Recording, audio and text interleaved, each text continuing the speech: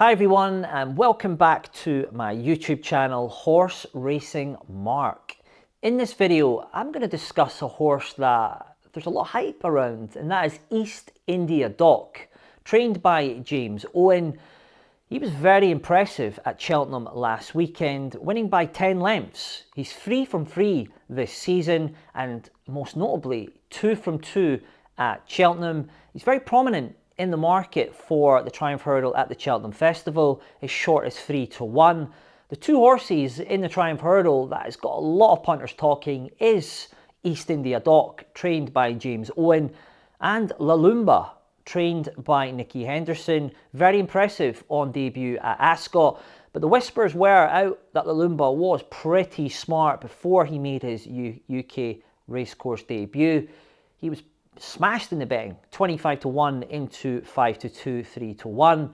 It's going to be a fantastic race at March in the Cheltenham Festival. I haven't made my mind up how I'm going to play that race, but what I thought I'd do is do a bit of analysis on East India Dock and his profile and that performance on Saturday, and some key variables and facts that I want everyone to know about if you didn't know. So if you watch the race of East India Dock, Sam Twiston-Davies was always prominent, got to set his own fractions, and the time was very, very good.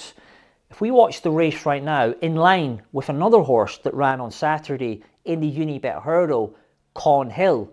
I've done previous videos on Hill, and I have made it clear my doubts regarding, is he the same horse now to pre-colic?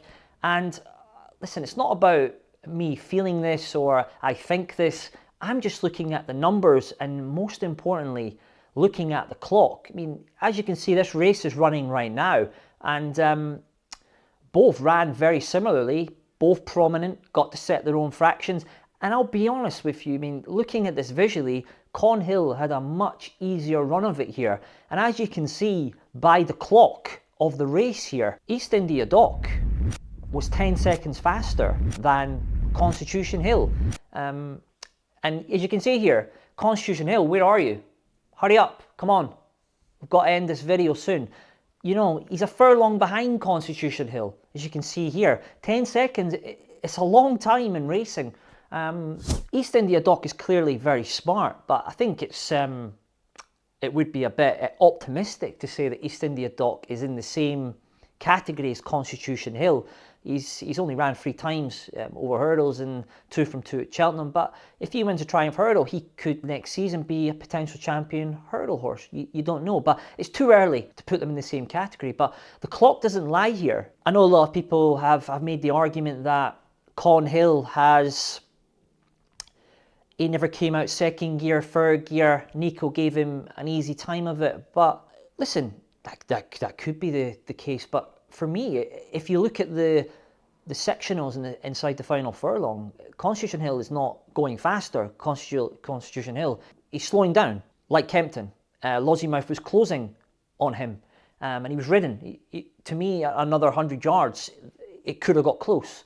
And obviously the argument, he may needed the run, but again, the old Constitution Hill, in my opinion, and clearly what the RPRs, the times, the sectionals, and would have won both those races by 10 to 15 lengths on the bridle, but he hasn't. And I think people are, obviously we're dealing with gamblers here, and people are gambling here that he is the same horse, because this theory that he could have won by 10, 15 lengths, why didn't he? Have you ever considered that he isn't the same horse? Because the clock would clearly suggest that. Are clocks now irrelevant? Do we not use clocks? Are clocks lying?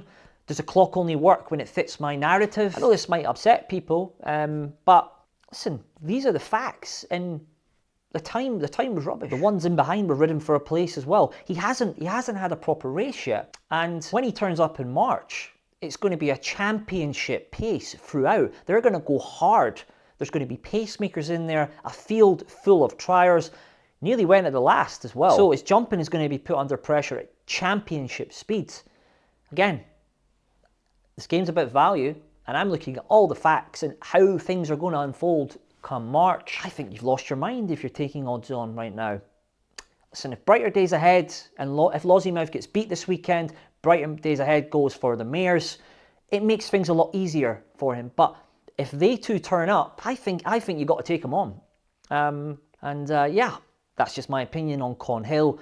East India Dock, I think next season, if this one can show its running in the Triumph Hurdle, win or be bang there, could be competitive against Constitution Hill and his like next season.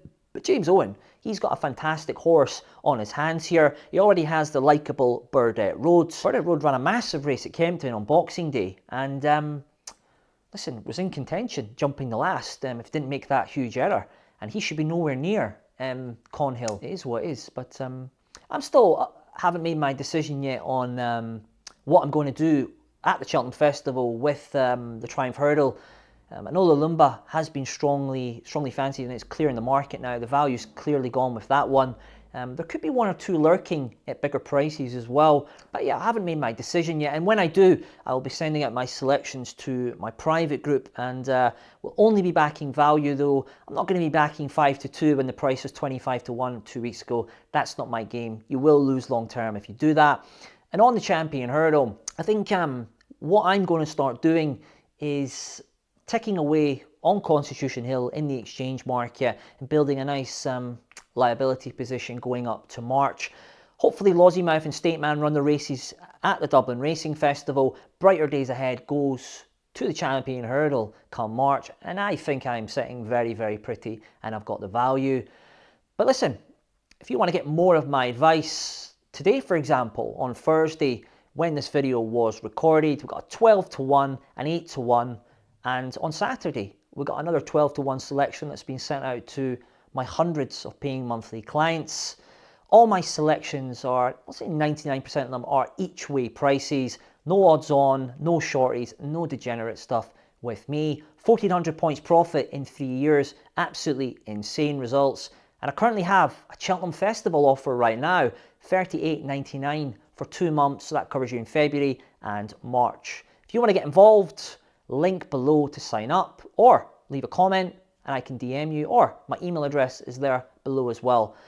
Looking forward to getting you on board, okay? Good luck.